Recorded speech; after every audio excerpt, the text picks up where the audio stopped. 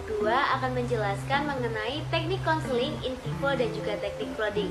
Namun nantinya kita akan bahas satu persatu dari teknik in vivo dan juga teknik flooding. Yang pertama ada teknik in vivo. Jadi teknik in vivo ini diambil dari kata in the living yang artinya adalah kehidupan nyata. Nantinya di teknik in vivo ini konseli akan dihadirkan secara langsung dengan stimulus yang membuatnya merasa cemas secara bertahap. Nah, nantinya konselor akan mendampingi dan juga membantu konseli agar merasa nyaman ketika menghadapi stimulus-stimulus yang dihadirkan tersebut. Contoh permasalahan yang bisa ditangani dengan teknik in vivo adalah fobia ketinggian. Jadi nantinya konseli akan diminta untuk naik ke tempat yang ketinggiannya bertahap dengan pantauan dan juga pendampingan konselor. Harapannya nanti ketika konseli naik ke ketinggian tersebut, ia akan merasa enjoy dan juga terbiasa dengan ketinggian sehingga tidak takut lagi dengan ketinggian yang ia takuti sebelumnya. Nah, selanjutnya ada teknik flooding nih teman-teman. Sebenarnya teknik flooding ini mirip-mirip ya teman-teman sama teknik in vivo. Hanya bedanya kalau di teknik in vivo tadi pemberian stimulusnya secara bertahap, namun di teknik flooding ini tidak. Contoh kasusnya ketika ada orang fobia ketinggian, kalau di teknik in vivo tadi bertahap, konseli akan diminta untuk naik ke ketinggian mulai dari lantai 1, lantai 2, lantai 3, dan seterusnya. Sedangkan kalau di teknik flooding ini, konseli akan diminta langsung ke lantai yang paling atas seperti itu, jadi tidak secara bertahap pemberian stimulusnya. Lalu selanjutnya ada tujuan dari dilakukannya teknik konseling in vivo dan juga flooding. Jadi kedua teknik ini memiliki tujuan yang sama. Yang pertama untuk membantu menurunkan kecemasan konseli. Lalu yang kedua untuk membantu konseli dalam mengelola efek kecemasan ke dalam bentuk psikologis, kognitif, dan juga perilaku. Baik, sekian penjelasan mengenai teknik konseling in vivo dan juga flooding yang dapat saya jelaskan. Selanjutnya teman-teman dapat menyimak video dari penerapan teknik konseling in vivo dan juga flooding yang sudah kami siapkan. Selamat menonton. Selamat pagi Mbak Yunita. Mbak Yunita yang kemarin sudah WA saya kalau Mbak Yunita punya pengalaman atau memiliki ketakutan akan ketinggian. Apa benar? Nah, bisa tidak Mbak Yunita bercerita terlebih dahulu permasalahan tersebut? Waktu dulu ya, waktu dulu itu saya mulai trauma akan ketinggian itu waktu TK ya. Nah TK itu aku itu pernah lihat temenku. Nah kan waktu TK kan pasti anak-anak cowok-cowok gitu pasti lagi nakal-nakalnya gitu lah. Pada nggak tahu akan bahaya lah. Mereka itu kayak di tiangnya itu kayak perosotan gitu loh. Nah itu ada yang jatuh terus sampai berdarah gitu. Nah kan waktu kecil kan lihat gitu kan pasti langsung trauma kan. Nah terus tiap aku lagi di akan ketinggian lihat pasti aku langsung membayangkan itu, wah kalau aku jatuh gimana gitu. Terus dulu pernah juga waktu TK itu aku juga pernah terpeleset, tapi untung saja itu cuma dari lantai 3 ke lantai 2 gitu loh, enggak yang itu Ya. cuma di tangganya aja. Berarti ketakutan Mbak Yunita atau trauma ini disebabkan karena kejadian di masa lalu ya. Iya. Nah, kalau di masa sekarang, bisa saya bawa Mbak Yunita ke salah satu tempat tinggi, refleks apa yang Mbak Yunita perlihatkan? Ya refleksnya itu mungkin saya akan merasa cemas yang berlebihan ya mas. Soalnya saya waktu lihat bawah pasti membayangin, wah kalau aku jatuh gimana. Kayak kebayang-bayang dulu yang jatuh, saat yang jatuh itu darahnya banyak gitu. Terus kalau lihat ke bawah itu pasti cemas dan bisa gemeteran gitu loh, tangan maupun kaki. Kira-kira dari ketakutan Mbak Yunita ini, Mbak Yunita bisa menyimpulkan tidak kalau Mbak Yunita akan takut jika di tempat tinggi itu di lantai berapa aja? Mungkin di lantai 3 ya. Kalau lantai 2 itu kayak masih itu, tapi ya udah merasa takut gitu loh, udah takut tapi belum sampai bener-bener cemas banget. Oh, berarti puncaknya itu di lantai 3-nya ya. Di lantai 2 udah mulai proses. Iya, proses. Dari Mbak Yunita sendiri kan kemarin sudah mengatakan kalau bahwasanya punya keinginan ke depannya itu menghilangkan atau enggak meminimalisir ketakutan Mbak Yunita. Nah, sini saya akan coba membantu Mbak Yunita untuk meredakan ketakutan Mbak Yunita melalui salah satu teknik konseling, yakni konseling in vivo. Nah, in vivo ini sebelumnya saya kasih tahu bahwasanya konseling di mana menghadirkan ketakutan tersebut. Nah, untuk prosesnya nanti saya ingin minta kerjasama Mbak Yunita untuk mendeskripsikan langsung di level berapa Mbak Yunita mengalami ketakutan tersebut. Dari 1 sampai 10 nanti bisa bilang ke saya, dan bisa bekerja sama dengan baik dan bisa mengatur nafas agar nanti proses konseling berjalan lancar. Berarti ini lantai 1 ya? Ya, di sini udah di lantai 1. Apa yang kamu rasakan kalau di lantai 1? Lantai 1 saya masih merasakan masih biasa gitu loh. Biasa ya? Kecemasannya belum muncul. Soalnya masih datang. Oh, oke, berarti masih biasa aja ya. Nah, nanti kita akan lanjut lagi ke lantai 2 dan lihat respon-respon kamu apa aja yang bisa keluar.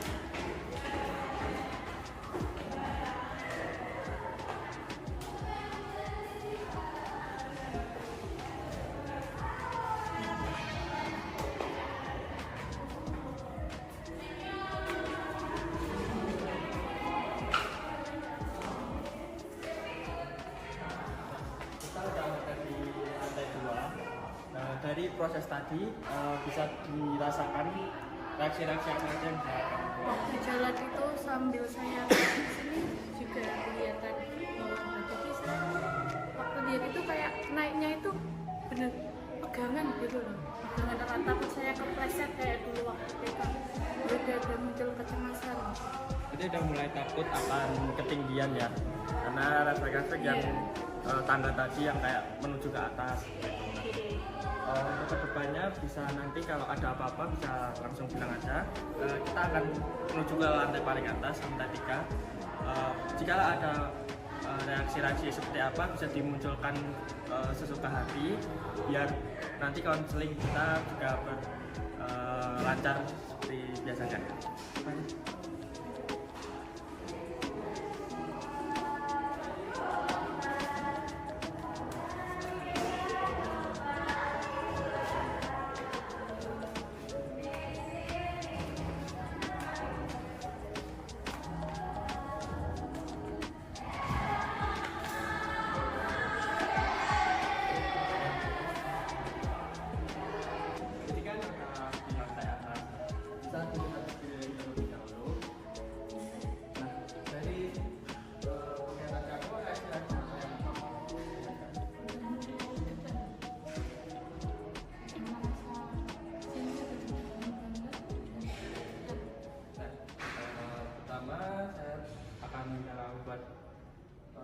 Bayangin dulu, kan sebenarnya kita udah di lantai atas, tapi buat menghilangkan rasa takut itu atau bayangin lagi di rumah kamu, kamu lagi di lantai atas, terlihat di samping kamu masih ada kamu sendiri, nggak ada apapun, kamu hanya ada di rooftop atau tempat paling atas yang membuat kamu itu takut. Ketika atau hal yang buat kamu takut itu bermunculan, seperti gemetar, lalu bisa ada rasa ingin cepat-cepat turun. Lalu kembali di sini ada seorang yang bisa di samping kamu. Nah, ini orang itu kamu bisa percaya bahwa dia itu bakal menjaga kamu, juga bisa membantu kamu akan bahwasanya kamu itu tidak sendirian, kamu tidak akan jatuh apabila kamu akan ada masalah. Ketika kamu mulai membayangkan tempat di mana kita udah berada itu, lihat di sekeliling, kalau sebenarnya bisa terjaga dari ketinggian ini. Bukan mata-mata kita di ketinggian yang benar-benar tidak ada apapun yang bisa buat kita jatuh. Bahkan di sini juga ada beberapa tiang atau penyangga yang bisa membuat kita berpegangan sekala kita juga akan merasa takut atau nantinya akan jatuh. Nah, untuk mempermudah bisa dibuka lagi pakaiannya dan coba lihat ke bawah, coba lihat dan lihat di sekeliling ada tiang yang dimana di saat kamu berada di atas kamu bisa berpegangan tiang ataupun meminta bantuan saya jika kamu merasa dalam kecemasan dan juga kamu merasa takut kalau kedepannya kamu akan kepleset atau membuat kamu jatuh. Nah, di sini dapat disimpulkan bahwasanya kamu takut karena pikiran-pikiran kamu yang merasa bahwa kedepannya kamu akan mengalami hal-hal pengalaman yang dulu yang dimana kamu jatuh dari tangga karena kepleset dan ada contoh nyata temanmu yang mengalami kebocoran atau kepalanya luka saat jatuh.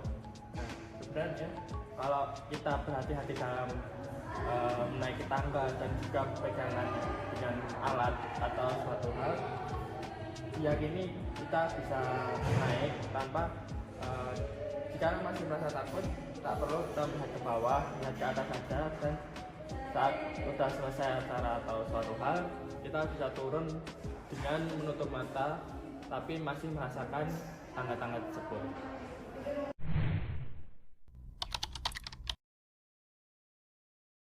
Selamat pagi Mbak. Pagi juga Ibu. Ini Mbak Tessa yang waktu itu WA saya ya? Iya, saya yang WA Ibu waktu pas kemarin itu. Oh ya. Gimana nih kabarnya? Alhamdulillah baik sih, sejauh ini kayak ya udah biasa aja. Katanya ini udah mulai kuliah ya, kuliah offline ya, semester 3 katanya. Iya, udah mulai masuk terus sih, kayak masuk kelas, nggak kayak kemarin luring daring gitu kan. Gimana nih kuliahnya, lancar nggak? Sebenarnya alhamdulillah lancar-lancar aja sih Bu, tapi kayak ada sesuatu yang ganjil aja dari saya ya. Terus habis itu kayak saya pengen ngilangin yang ganjil ini, terus makanya WA ke Ibu minta bantuan biar nggak berlebihan dan nggak keterusan gitu dan mengganggu kuliah saya. Bisa diceritain nggak Mbak tentang apa yang buat Mbak Tessa ganjel itu?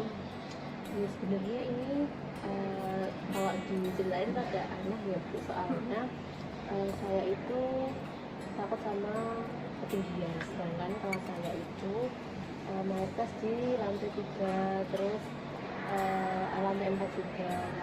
Dan saya itu kalau misalnya kalau masuk kelas jadi kayak takut, kayak males gitu, jadi saya sering mengambil kelas yang daring. Kalau misalnya ada daring, saya mendingan daring daripada harus berangkat ke kelas terus naik lantai 3 lantai 4 gitu. Sepertinya ini Mbak Tessa baru awal konseling ya Mbak? Iya. Iya, jadi sebelumnya ini saya sebenarnya mau menginformasikan terlebih dahulu bahwa dalam konseling ini ada yang dinamakan asas kerahasiaan. Jadi ketika Mbak Tessa cerita itu, kami akan menjaga kerahasiaannya dan Mbak Tessa santai aja ketika bercerita, nggak usah tegang, nggak usah takut. Tadi ceritanya juga tentang kecemasan ya Mbak. Saya menilai sepertinya kecemasan ini disebut sebagai kecemasan yang berlebihan akan ketinggian. Jadi sebenarnya Mbak Tessa ini sepertinya mempunyai cerita masa lalu yang membuat Mbak Tessa merasa takut akan ketinggian tersebut. Bisa diceritakan Mbak Tessa tentang cerita masa lalu itu? Sebenarnya itu tuh awalnya cuma dari saudara saya gitu loh Bu. Soalnya awalnya itu kan saya sama saudara saya itu naik motor. Nah terus saudara saya itu kayak ngejakin gitu loh, kayak guyon kalau misalnya di jembatannya itu, waktu pas naik jembatannya kayak digoyang-goyang gitu, jadi kayak mau jatuh, tapi itu sebenarnya kayak bercandaan aja. Terus kayak takut sih, soalnya jembatannya itu jarak sama bawah ke sungai itu tuh kayak tinggi banget dan sungai itu deras, jadi kayak bayangannya itu bakalan jatuh terus hanyut gitu. Terus waktu pas kecil juga pernah naik sepeda itu kan nyebrang gitu, tapi nyebrangnya itu belum di jembatan yang kayak besar gitu Bu, jadi kayak masih kayu gitu. Jadi itu pas naik pas di sepeda itu kayak goyang kayak mau jatuh gitu. Ya sempat hampir jatuh sih, tapi kayak ngeles gitu, terus akhirnya jatuhnya di pinggir, jadi nggak masuk ke saluran airnya. Jadi perasaan takut itu mulai dari kecil ya Mbak? Bisa mungkin takutnya itu dari kecil itu dari SD atau TK? Kalau pengalaman saya jatuh yang di kayu itu, yang jembatan itu yang kecil, itu tuh saya umur berapa ya? Itu pokoknya saya kelas 5 SD. Terus itu tuh kayak semakin bikin saya deg-degan itu waktu pas saya udah naik kelas 6 sih, waktu pas saudara saya main kayak gitu-gitu. Baik Mbak, berarti saya simpulkan Mbak Tessa ini takut karena bisa membayangkan ketika pengalaman masa lalunya itu bisa terulang kembali ya ketika berada dalam ketinggian. Nah begitu Mbak? Iya, kurang lebih seperti itu. Memang apa yang dirasakan Mbak Tessa ketika berada dalam ketinggian itu? Rasanya tuh kalau misalnya di lantai yang tinggi ya kayak lantai 3, lantai 4 gitu, itu tuh kayak saya merasa ada yang bakalan jorokin dan saya itu bakalan jatuh. Dan apa ya, kayak tiba-tiba ada kepikiran kalau misalnya di lantai 3 atau lantai 4 tuh kayak bakalan goyang sendiri gitu loh, kayak nanti entah gempa atau apa gitu yang bikin kayak bahaya nih di atas di ketinggian segini gitu. Berarti pengalaman masa lalu Mbak Tessa atau pemikiran-pemikiran irasional dari Mbak Tessa ini juga menyebabkan Mbak Tessa ini yang mengalami ketakutan itu ya. Baik, di sini saya mempunyai salah satu teknik yang cocok untuk Mbak Tessa aplikasikan. Di sini saya juga akan membantu dalam teknik ini. Teknik ini dinamakan teknik flooding. Jadi nantinya dalam teknik ini saya akan menstimulus rasa takut Mbak Tessa terhadap ketinggian. Tapi sebelumnya, apakah Mbak Tessa siap untuk langsung distimulus rasa takutnya itu? Insya Allah siap.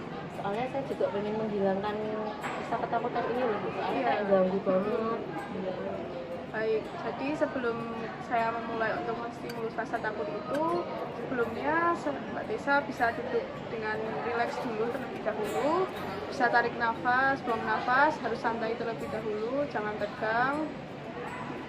Pikirkan saja ini akan berlangsung cepat dan tidak akan mungkin terjadi apa-apa. Nanti kalau Mbak Tessa sudah siap, Mbak Tessa bisa bilang saya dan saya akan memulai untuk langsung ke tempat pemicu rasa stimulus tersebut.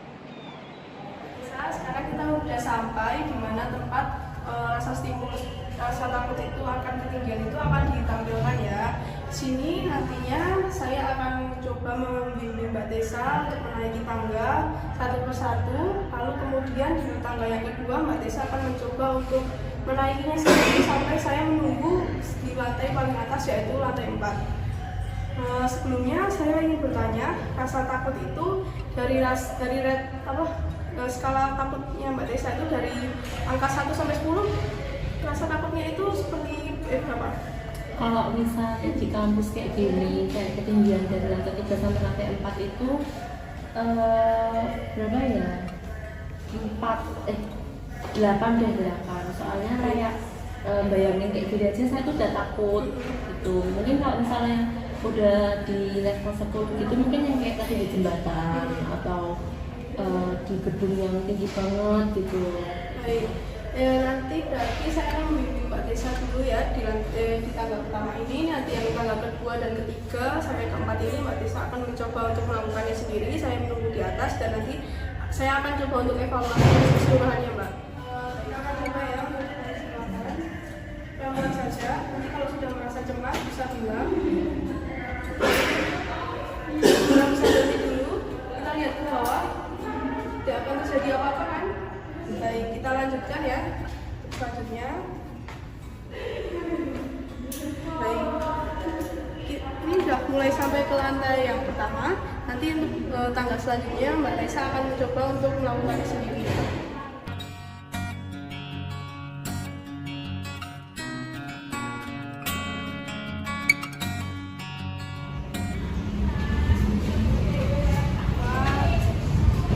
Udah bisa sampai lantai 3 nih. Iya ibu, tapi ada takut gitu. Soalnya tadi aku pas di lantai 3 sama lantai 5 naik lantai 4 itu tuh kayak ada bayangan kalau mau jatuh. Dan ini kan besi ya bu, itu kayak goyang-goyang gitu. Tapi ternyata Mbak Tessa bisa berani dengan naik lantai keempat ini ya Mbak. Berarti saya simpulkan dalam hal ini Mbak Tessa itu hanya dipengaruhi oleh pemikiran irasionalnya saja. Jadi Mbak Tessa itu bisa untuk melewati tangga 1, 2, 3, 4 atau bahkan tanpa bantuan saya. Tapi itu memang perlu effort yang jelas ya Mbak, yang effort yang kuat juga untuk membantu Mbak Tessa bisa sampai ke sini. Nah sekarang saya akan mencoba untuk melihatkan Mbak Tessa bahwa ketika melihat ke bawah itu tidak akan mungkin terjadi apa-apa.